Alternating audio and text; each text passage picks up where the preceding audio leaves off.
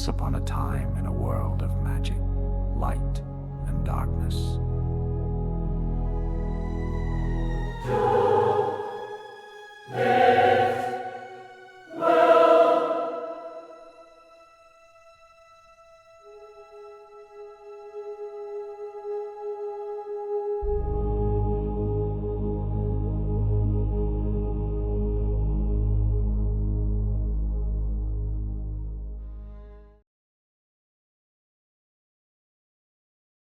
The village of Sirendar lay quiet beneath the full moon's gaze. Its inhabitants lulled into an uneasy slumber by the tranquil night. The banquet had ended hours ago, leaving behind only the faint echoes of laughter and clinking glasses.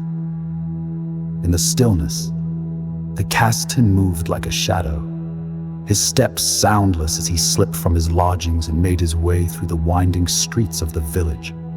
His destination was clear in his mind. The moonlight revealed a lone figure standing on the outskirts, helmeted and blindfolded, the unmistakable stance of a vigilant warrior. As he drew closer, the figure tensed, her hand instinctively moving toward her weapon. "It's only me," the Cassitan called softly. Cal. The warrior froze, her hand pausing just above the hilt of her sword. How did you know? The Castan stopped a few paces away, his gaze steady on her. "I know it's you, Cal. I've come to talk." Cal hesitated, then slowly lowered her hand. I don't understand. How can you tell it's me with my helmet on?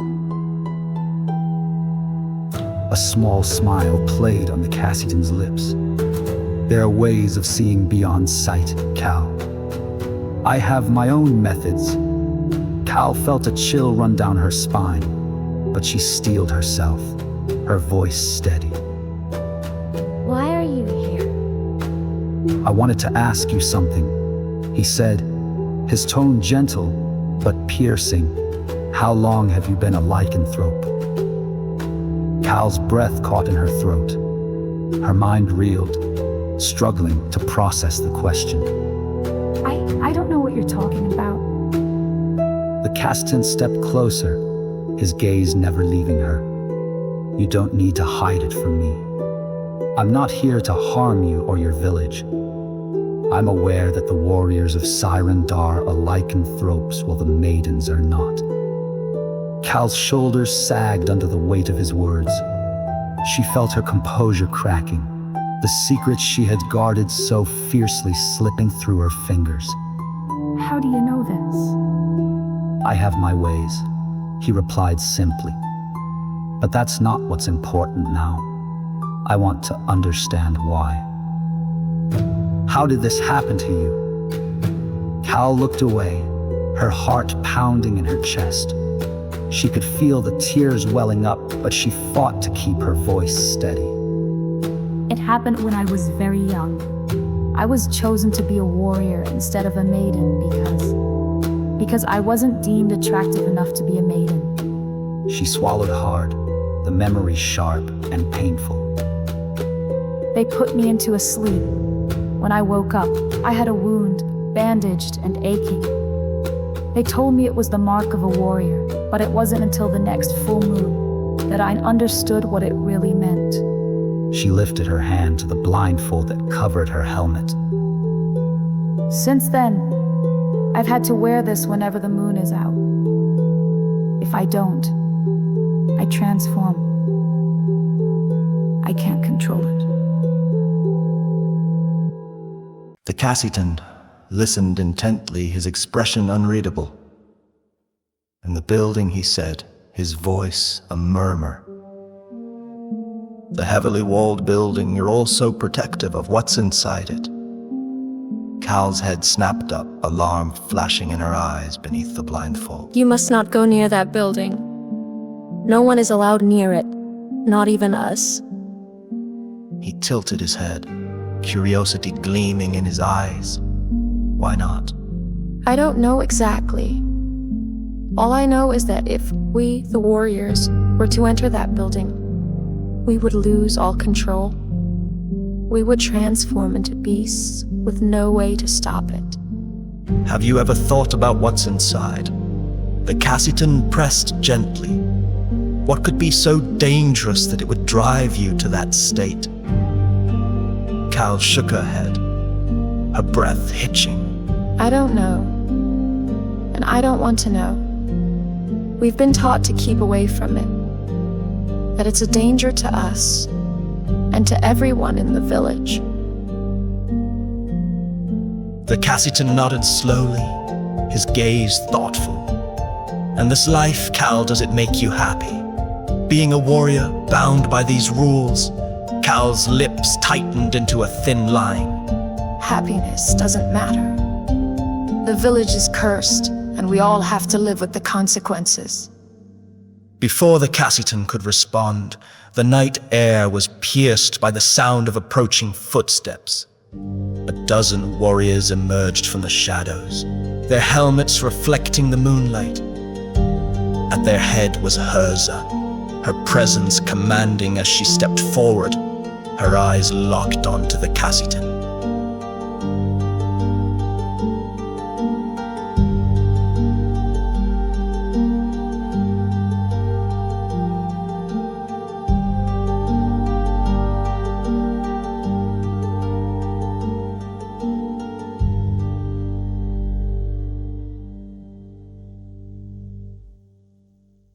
Herza spoke, her voice steady but edged with a warning. I don't know what you're trying to accomplish here, but Cal has told you the truth. We must abide by the rules, all of us. You would be wise to return to your lodging, sleep what is left of the night, and leave this place. Only death awaits those who stay. The Cassitan's expression remained calm as he met her gaze. This village has not been cursed, Herza, he said softly but firmly. What lies inside that building is the key to the truth. A ripple of unease spread through the warriors, their stances tensing. Herza's eyes narrowed. You don't know what you're talking about. If you try to approach that building, we will have no choice but to stop you. The Cassitan raised a hand, his voice steady and unwavering. I promise you, no harm will come to Sirendar or its people while I am here. But I must see what is hidden within those walls. Herza's hand went to her weapon, her eyes blazing with determination. You will have to kill us first. Before the tension could escalate further, a figure appeared at the edge of the gathering. Ravni, his face pale but resolute, stepped forward. Stop this madness, he called out, his voice shaking but loud enough to carry. You have no idea who this man is. Trying to harm him would be the height of foolishness. Herza turned her gaze to him, her eyes narrowing. We have more warriors than you can count, old man.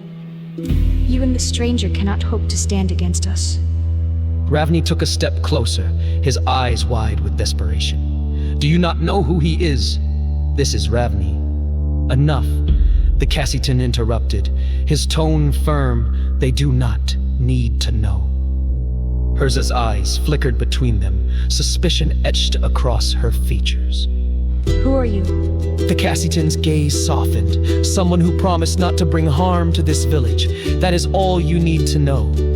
He raised his hand, and with a subtle gesture, the warriors' weapons were pulled from their hands, floating in the air before clattering harmlessly to the ground. The warriors gasped, staring in shock at their empty hands. Please, he said gently, I'm not your enemy, but I cannot leave without uncovering the truth. The Cassitan then motioned to the gathered warriors. I will be removing your blindfolds now. Herza's voice shook with a mix of fear and defiance. You can't remove their blindfolds. They will transform and won't be able to control themselves. The Cassitan's eyes gleamed with a quiet certainty. They will have control, I promise. He raised his hands, casting a spell that shimmered in the moonlight. The warriors' helmets and blindfolds lifted gently from their heads, revealing eyes that glowed with an otherworldly light. Cal felt the power surge within her, the familiar pull of the beast inside. But she remained calm, her mind clear.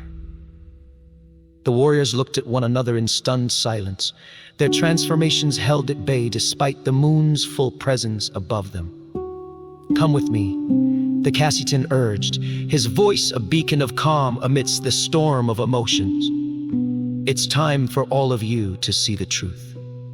He turned and began to walk toward the walled building, the warriors following hesitantly, their glowing eyes filled with a mixture of fear and hope.